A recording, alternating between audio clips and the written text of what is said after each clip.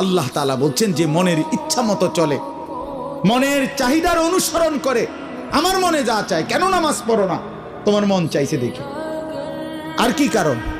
তোমার মন চাইছে, তুমি পড়ো না কেন? সারাদিন নারী দেখো, ছবি দেখো, তোমার মন চাইছে, এই তো না, আর কি তো কিছু না।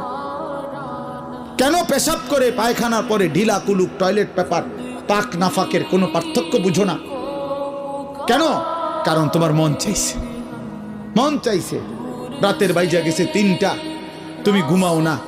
দিনের বাইজা গেছে 10টা, তুমি ঘুম থেকে ওঠো না। কারণ তোমার ইচ্ছা, তোমার মনে যা চাইছে তা।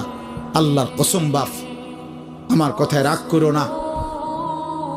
আল্লাহ তাআলা কোরআনে বলছে এরকম মনের ইচ্ছার যে অনুসরণ করে, মনের যা চায় তাই করে, আল্লাহ বলছে তার উদাহরণ হলো কামাসালিল কালব, কুত্তার মতো, কুত্তার মতো, কুত্তার মতো, কুত্তার মতো, কুত্তার মতো।